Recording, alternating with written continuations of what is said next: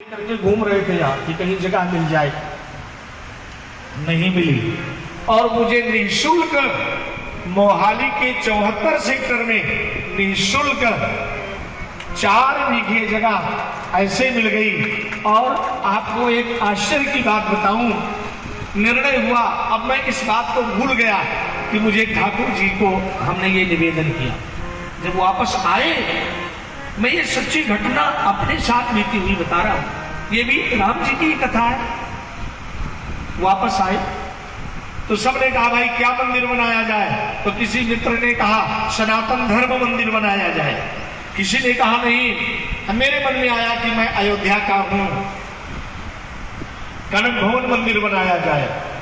कोई वृंदावन के समीप में थे, उन्होंने कहा नहीं, द्वारिकाधीश मंदिर बनाया जाए। अंतिम में निर्णय निकला कि श्री बांके बिहारी धाम का निर्माण किया जाए।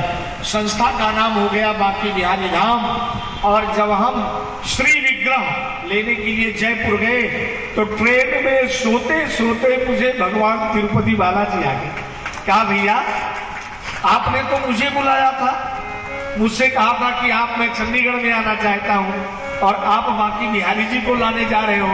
इतना कह करके ठाकुर जी मुस्कुराए, कहे हम सब एक ही हैं, मुझ में कोई फर्क नहीं, आपने मुझे कहा था, मैं आपको बताने आया हूं। ट्रेन में किसी को स्वप्न नहीं आ सकता, व्यवस्था नहीं हो पाती। आ गए ठाकुर जी आ।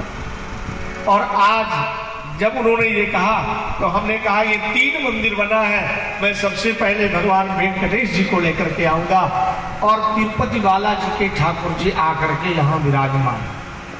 और बड़े आश्चर्य की बात, उस समय बाढ़ आ गई, जो विग्रह हम देख करके आए थे कि यही बनेगा, वो समुद्र में बह गया चेन्नई में। उन्होंने कहा मैं दूसरा विग्रह बनाऊं, मैंने कहा मेरी इच्छा थी हम वही विग्रह ले जाए जो हमने देखा था। 15 दिन बाद जाल फेंक करके उसी विग्रह को समुद्र से निकाला गया और वही विग्रह आज तिरुपति बालाजी विराजमान।